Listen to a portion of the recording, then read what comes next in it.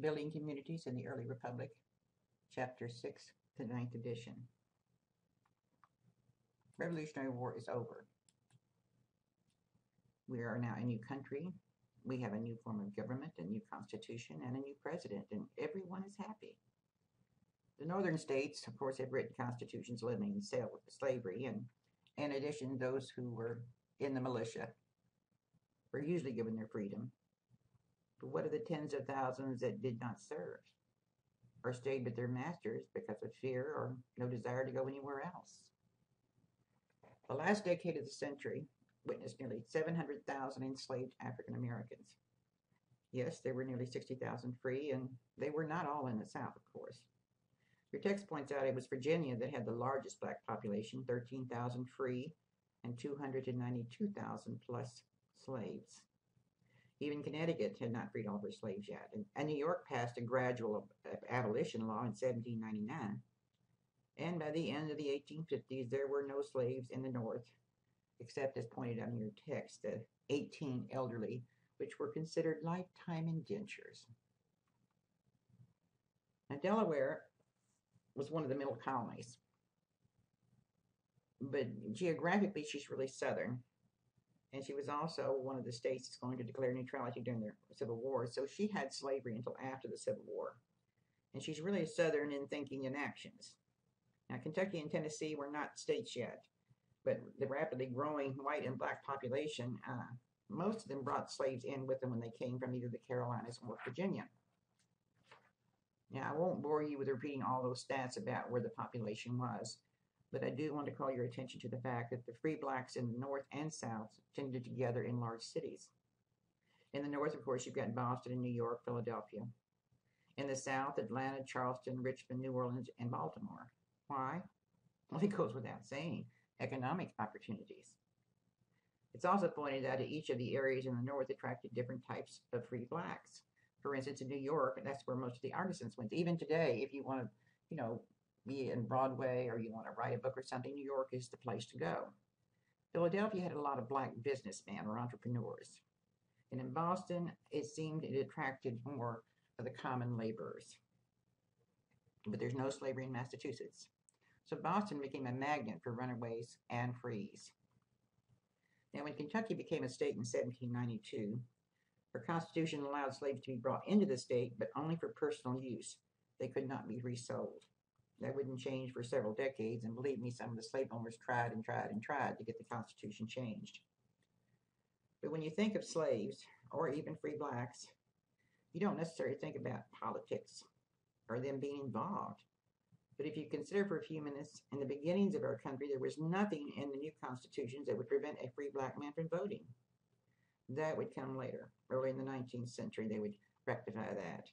But during the 1790s, the decade which we are currently discussing, northern free blacks, especially those who earned property, did vote.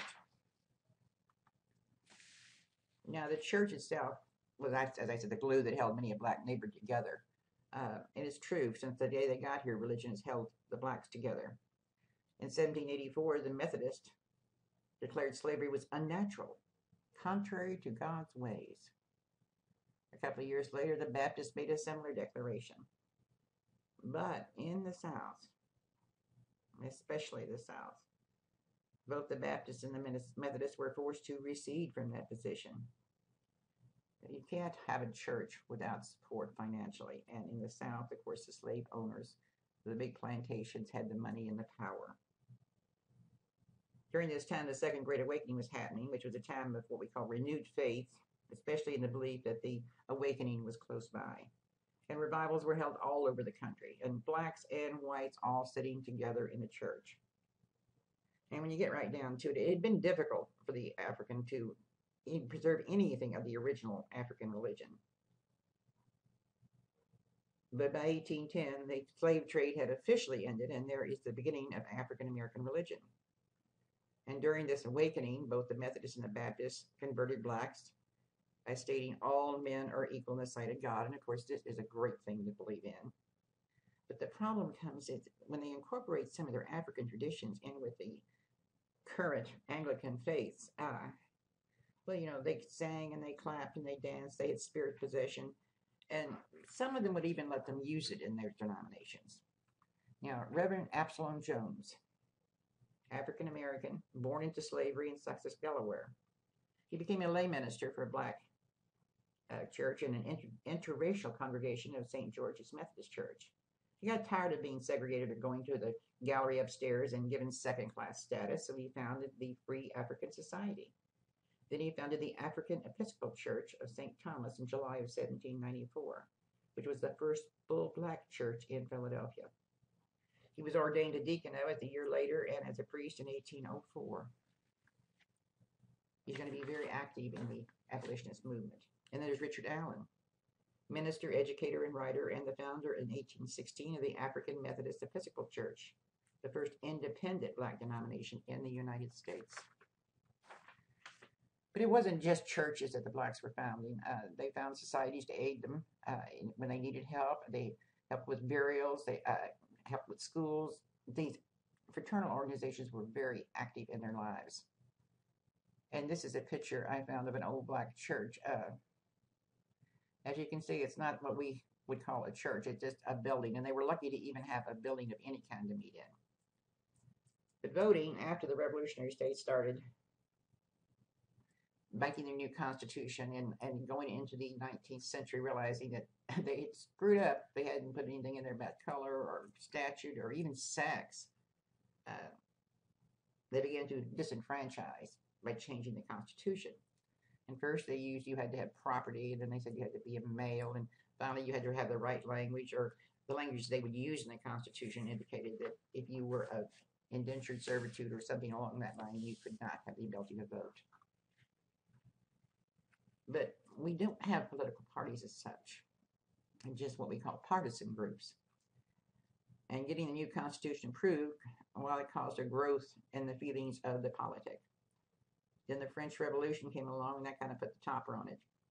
So we have a group called the Federalists, led by George Washington and John Adams. They were for a very strong federal government and for the new constitution.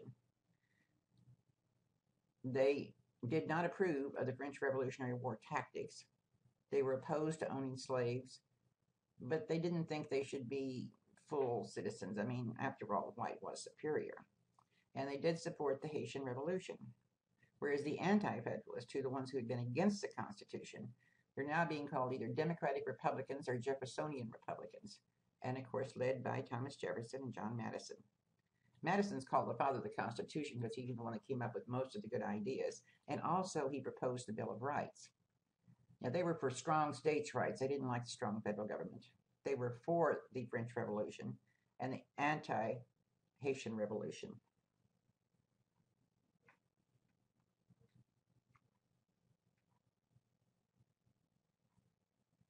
Just a few facts for those of you who've forgotten your Western Civ or European history, because the French Revolution and the Haitian Revolution are all tied up together.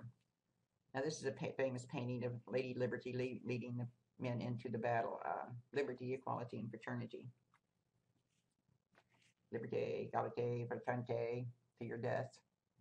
And there again is another picture of the lady. But for a little bit of brief history, and I'm going to make it very brief. Louis XVI and his wife Marie Antoinette were disliked. Marie was disliked more than the king was because she was Austrian. And there had been a series of bad growing seasons, droughts, food was scarce, and thousands of people were going hungry. It was the poor who had the burden of taxation because the rich and the religious orders were totally exempt. But France had had a series of wars with England predominantly, and one of them, of course, had 7 Years' War that ended in 1763. And then they also turned around and trying to get even with England, not because they wanted us to have democracy. They were hoping that we would win and they could, raid ships, etc. But so they helped us a lot during the American Revolution. So by now, the 1780s, France is bankrupt. So to shorten this story, without going through all the reasons, there was a revolution. The king was executed and a new system of government called public safety was put in place. And they began a reign of terror, who guillotined anyone who disagreed with them. Over time, they were overthrown and a new system of directors was established, and it too failed, and they called on the army and a general to help them get order in Paris, and the general that they called on was Napoleon, and he, of course, took over. So you can say officially from 1789 when it started and ended in 1799. Now, we're getting reports here in this country about what's happening. And a lot of those who escaped not only went to England, but also came to the United States. But the Democratic Republicans and Jefferson did not believe the stories. They were just trying to overthrow a king, much as we had done with George III. But now the French people controlled the island of Hispaniola, or part of it, Santo Domingo. And the people living there, white citizens, of course, they want all the freedoms that the new people in France, or the new freedoms that they have in France, freedom to vote, etc. But when they denied the right to vote to the free blacks, not giving them liberty and equality, a leader emerged, Toussaint Louverture, I think is how you say it. He's going to lead blacks free and slaves and mulattoes. And they're going to demand the rights. And of course, there's more of them than there is of the white folks. Well, Napoleon, who's in charge of France now, took offense. So he sends an army of 25,000 to quell this revolution. And after all, they're winning war after war in Europe. I mean, what's a bunch of running around slaves? They can take care of them. But because of the strong leadership and the determination of the rebels, combined with something called yellow fever, heat prostration, long line of supply, they were unable to put it down. They did capture Louverture and took him to France, and he died in prison. But they couldn't stop the rebellion. So in 1804, the Republic of Haiti becomes the first total black republic. Now a bit of American history. French and Indian War ended in 1763. And because of that, the English kicked the French totally out. So we had all of known Canada. We had all the land east of the Mississippi. And since Spain was a partner of France, we took Florida away from her and gave her New Orleans. Okay, that's the background. Like I say, Napoleon is leading a series of successful wars and slowly but surely taking over most of the countries in Europe, either by force or by marrying and diplomatic arrangements between marriages. And he decides he wants to reestablish a French Empire again in North America. So he had forced the King of Spain to cede them back New Orleans. And they were going to come, and they were going to do it by starting in the islands. Well, that little revolt down there proved to him it was going to be a fruitless task. And like I said, the Federalists and the Democratic Republicans were divided over the Haitian Revolution, and it was the Federalists that tended to support it, primarily because of a fear of what Napoleon might have in mind. So we were also at this time in history involved in what they call a quasi-war or undeclared war with France. And they were stopping our ships and inspecting them and impressing all this good stuff. And the Southerners in our country were afraid of what might happen if that revolution in the islands should spread to our country. What if all the islands in the Caribbean became controlled by blacks? Well, that would totally threaten slaveholding in this country. But Napoleon's angry. No way he can regain the lost land or start an empire in the New World. Now, while Spain controlled New Orleans and the mouth of the Mississippi, they kept opening and closing ports to us. But we had, by this time in the 1790s, we'd come to an agreement with Spain. They were going to let us have a port, and we could ship all of our excess food out. When the new president, who's Jefferson now, it's our third president, learned of the French intention, and he also controlled New Orleans now, he sends an envoy, a representative, to France to try to buy a port, or at least get some kind of agreement so we can at least use the port and ship it out of there. Well, Napoleon's still angry. So he sells the entire Louisiana area. Oops. There's nothing in our Constitution that allows us to buy land. Now, President Jefferson is a constitutionalist. So enter a very close friend of his and a senator from Kentucky, John Breckinridge. And he tells the president, basically, don't worry about it, Tom, I'll take care of it. He pushes a bill through Congress for the money for the purchase, with no thought of potential problems. Like, you don't know what's out there. You don't even know for sure the boundaries. You don't know if there's people out there. Is there the magic, mythical Western Passage? You don't know. But we do know it doubles the size of the United States. And now we have control of New Orleans, and everybody, especially in Kentucky and Tennessee, are just thrilled to death because we don't have to worry anymore about closing of ports. Yep, you see, as you can see, it's right square in the middle of the country. You got 1, 2, 3, 4, 5, 6, close to 10 states or part of states. It's going to become states later. The Louisiana Purchase. You've got New Orleans and part of Texas and part of a lot of different states. Now, yes, Lewis and Clark went all the way to the Pacific coast. And as you can see, we didn't really own that. But the Spanish are claiming it's untapped land. And there's really no Spaniards up there in what's going to be Washington State or Oregon at this time anyway. So we're going to claim it. Now, let's stop a minute and give you a timeline. George Washington, Federalist for strong federal government. He was elected president in 1788, ran for a second term in 1792. John Adams, his vice president, also a Federalist, was elected president in 1796. Thomas Jefferson was his vice president. He ran for a second term in 1800 and was defeated by Thomas Jefferson, who is not a Federalist. So after 12 years of the Federalist rule, all of a sudden we have a new political thinking party coming in. And the first two presidents were for strong federal government. The second, Thomas Jefferson, is for states' rights. So it's very antsy. What's going to happen? Are we going to have guns in the streets or what?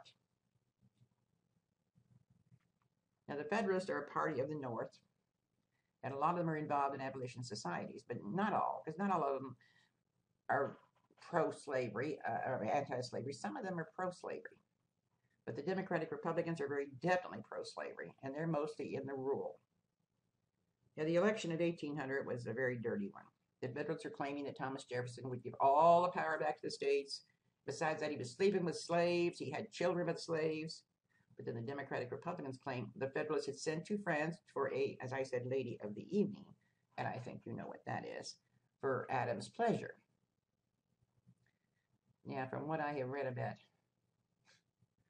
Adams and his wife Abigail, I think that would be the last thing that would ever happen. But anyway, all these new Irish immigrants coming in, and they seem to want to vote Democratic Republican. And of course, all the free blacks are going to vote Federalist because they're coming up with a lot of good stuff. Now, there's a name mentioned, Lemuel Haynes. Very nice painting of him. Haynes was a mulatto. He was a Revolutionary War veteran. He became a minister, and he was a very outspoken Federalist. He was so outspoken, in fact, that his church voted him out of his pastorate in 1818. Also, and I hope you were surprised, that there were blacks writing at this time, and they know they weren't writing mystery stories or novels. They would write copies of sermons or their biographical story or write about protest. And of course, there were pamphlets about the abolitionist movement. And your text gives you a listing of black writers of the period. But it would not be until 1827 that there would be a black published newspaper. Prince Hall is in again. In fact, every time we turn around, we hear about him, don't we? He's a former slave, Revolutionary War veteran, writer, and has become a very successful businessman. And he gets involved in writing these pamphlets and trying to reassure the people of Boston that they have nothing to fear from the free blacks because there's just so many free blacks going into Boston. Now, when the Atlantic slave trade officially ended, of course, they had parades and celebrations all over the place. And the pamphlets would spread some of the word. But what were these pamphlets trying to accomplish? I mean, they're just, a couple of pages. It's not like a newspaper. It doesn't come out at a regular time either. They're giving messages to other blacks, what's going on. But they're also doing it in a nice way because they're trying to gain white support. And to do this, you go for the heart. You tell them of the horrors of slavery and of the heartbreak of slavery and how much you want to be respected as a man, as a citizen of this new United States.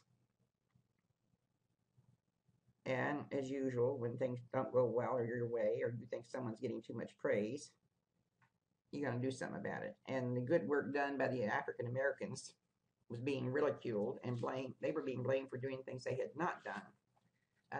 They were told to come in and help during the yellow fever epidemic in Boston, and they were told that black people don't get yellow fever. Well, of course, that's not true. But they did volunteer and they did help, and a lot of them died. And because they were being praised for their dedication, some stupid white, excuse me, some overzealous whites decided to spread the rumor that they were robbing the dead.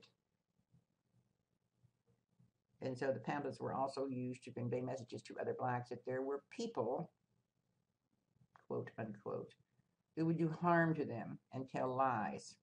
So in other words, be careful what you say and do. Gustav Spacek.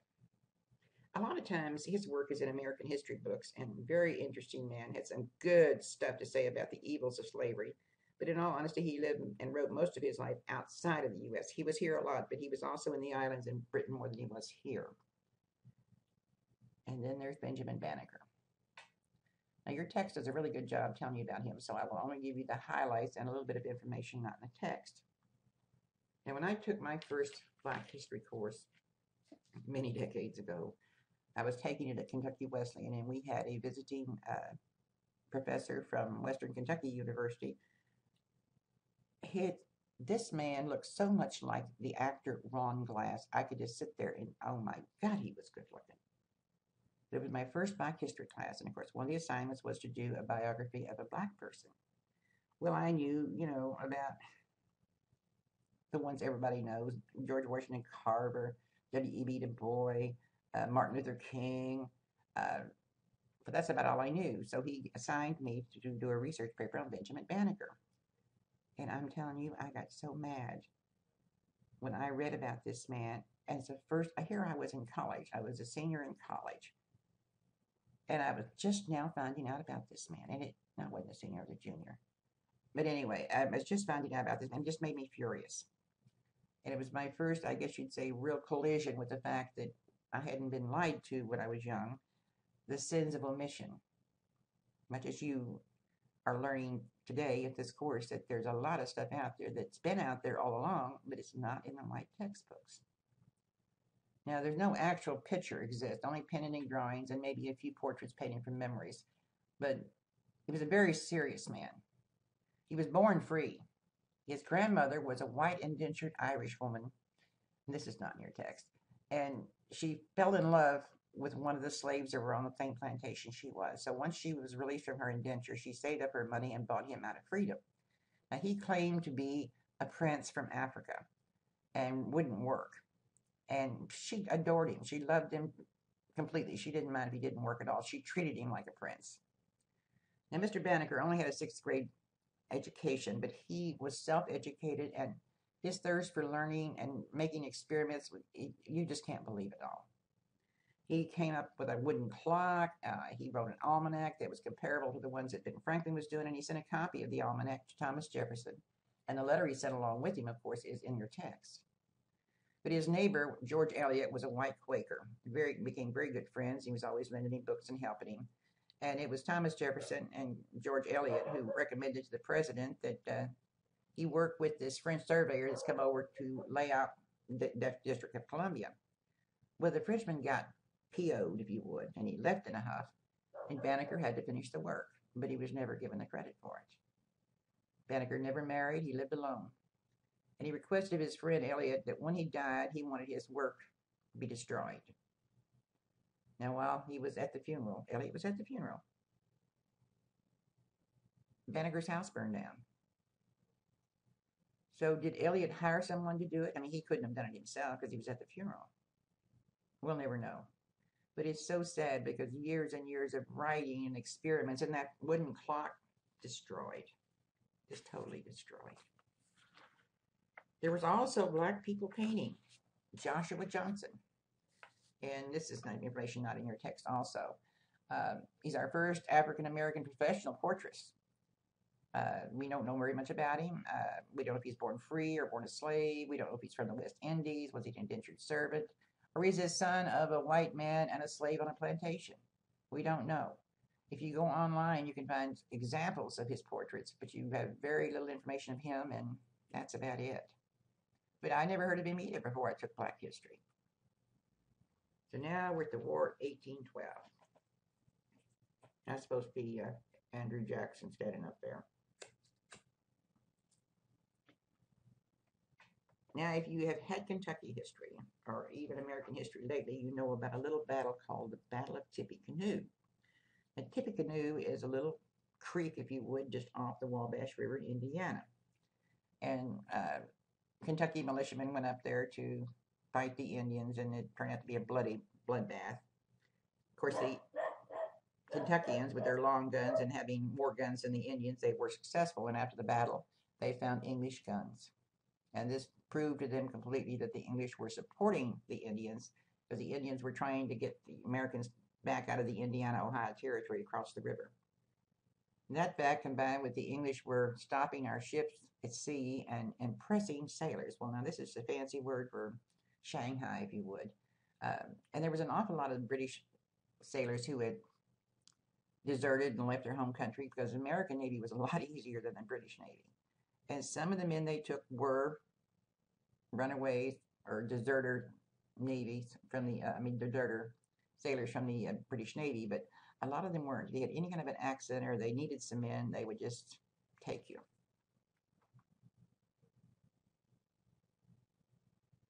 The war went back and forth. And even New York gathered 2 regiments of men of color, each 1,000 strong. And why? They offered to pay them the same as they would a white soldier, and if they were a slave, they give them their freedom. Blacks also enlisted in the Navy, and at first they were a little bit of concern, but after the first battle and they demonstrated their bravery and their abilities, they were very much welcomed. War's not going well. The biggest problem is that England is tied up with the wars against Napoleon, or the Napoleonic Wars in Europe. And just as in the Revolution, we did not have our full attention. But they captured Napoleon, and the Napoleonic Wars end. So now England has got nothing to do but focus entirely 100% on the Americas. They captured D.C., and although your text said they burned it down, they did not burn it down. They tried to burn it down. And then something happened that I know American history students have trouble believing. You can't believe the attitude that the American colonists or the new Americans had. We thought that we were God's chosen. I mean, every time something bad happened, something better happened because of it. Now, the British capturing our capital, and in wars in the past, anytime you go to war with a nation and you capture their capital, they surrender. But of course, we didn't surrender. And as they're trying to burn the building down, and of course, the rumor is, and I say rumor, not yuck, is that when the British got into the White House, that they found teacups full of tea still warm. And they could see the back of the wagon as they were leaving the town. I don't know about that. That's just they say type stuff. But we do know that as the British are trying to burn down Washington, D.C., something strange happened. Something that's never happened before or since. A hurricane. A hurricane came up, blew out the flames, and the wind was blowing so hard that the English soldiers couldn't even stand up to hold on to their guns. They had to abandon Washington because of the weather. Now, doesn't that prove to you that we're God's chosen? Of course it does. Philadelphia called on the blacks to defend their town, especially after the D.C. was captured. And then we get rumors that the English are going to invade from the south. They're going to come through New Orleans and come up and split the country. So General Jackson calls on the blacks in New Orleans. And they were fearless. They fought fearlessly to help defeat the British. And the irony, of course, is that once the war was over and we'd actually defeated them toe-to-toe, the battle didn't count, because they'd already signed a peace treaty in Europe, but they hadn't told anybody. Word hadn't gotten back to us yet. And yes, there were some who did fight with the British. And why did they fight with the British? Well, yeah, same reason. Promised freedom. I think there was, in your text, there were several thousand that were taken to other places, like to Canada, and they dropped off with no supplies or food or anything. Some of them went to the Caribbean. When the blacks finally realized that freedom was for the white man, and that even if you were a free black, you didn't have the same rights, maybe you better look for another place to live. Some sought to return to Africa. Others looked to the west or to Canada. But it wasn't only the blacks that were thinking about colonization. There were American whites who thought it would be a good idea for the free blacks to leave. After all, free blacks around slaves is not a good idea. It might give those slaves something to think about or something to strive for. The idea that it was right and good to return the black men to Africa where they came from is ludicrous. The blacks in the United States in the 1800s were born here. Their parents were born here. Their grandparents were born here. And the only thing they knew about Africa was the stories that they'd been told. Now, some people, black and white, had the feeling that there could never be any amicable race relations between the two races, so one of them had to go. And in addition, there were some blacks that wanted to go, but for the most part, they had no desire to leave the land they knew since their birth. Better the devil you know than the one you don't know. But in 1815, there was a man, mixed blood of black and Indian in Massachusetts, who was a former slave and was now a very successful shipbuilder. He contacted the country of Sierra Leone and organized something called the Friendly Society of Sierra Leone. And he traveled around to black communities in the Northeast, and he managed to get some help to make a voyage and take nothing but sober and industrious families, black of course. Well, we were at war with England at the time, and the government wouldn't honor his request to leave. So after the war was over in 1815, he did sail with 38 immigrants to the Britain's black colony called Freetown. Meanwhile, back in the States, a new society formed by white men called the American Colonization Society, with very notable men involved, including, I've got one listed up there for you, Henry Clay of Kentucky. They weren't interested in freeing slaves per se, but rather relocating the free blacks out of sight. And a result of their efforts to secure funds from state, federal, and private soon resulted in them buying a piece of land in Africa called Liberia. It's kind of down on the western side, just below the hump, right on the Atlantic Ocean. And they were going to call the country Liberia, but they were going to name the country's capital after the current president, who at that time was James Monroe. So they named their capital Monrovia. But for the most part, the free blacks of the North were against the idea of migration to Africa, and some of the well-to-do businessmen and more educated, they're speaking against it. But of course, not all were. By 1830, 1,420 blacks had migrated. Well, we even had one ship that went over there, and as soon as the passengers saw what they were getting off to, they refused to get off the ship. And the sad thing is so many of them died on the way back. They weren't packed like they were when the original slaves came over from Africa, but it's a long journey, and if you're used to not being on a ship, you get out there in bad weather, you've got some problems. But what about the southern slaves? Were there slave revolts? Sure, but not on the scale of those that went on in the Caribbean. As several are mentioned in your text, I'm just going to mention one of them. Now, the Haitian Revolution is giving credit for ideas being transported to this country because there were people coming from the islands, and there were French-owning slaves that came into the States, and word got around. So there was a gentleman called Gabriel Prosser. Oh, he was one smart dude. He also was one of these slaves who had talent, so he was allowed to work in town when they weren't being used on their plantation. He planned. He talked to other free, skilled blacks as well as other slaves, and he gathered weapons, and they made weapons, and they waited for just the right time. Because he was very literate, and he was able to forge passes, which allowed him access to other plantations. So he could move around pretty much freely.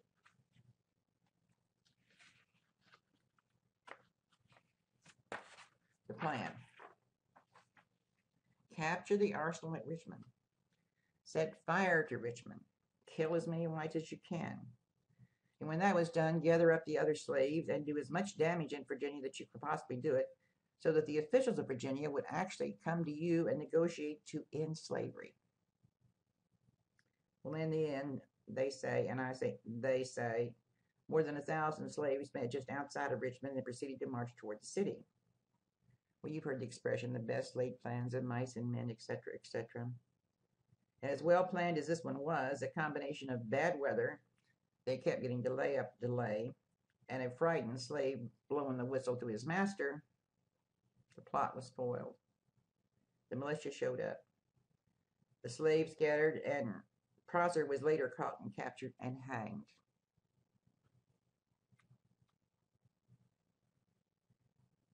There are, of course, rumors of more and more uprising, or even worse, what could have happened if the militia hadn't shown up, or if someone hadn't squealed. So it causes an increase in slave patrols. It causes a further tightening of restrictions for the slaves because everybody was frightened. Now, those slaves in Haiti had fought for and received their freedom. It would not happen here. It would not be freedom for the blacks in the United States for another 5 decades. The peculiar institution, which is what it's called, the peculiar institution, is going strong in the American South.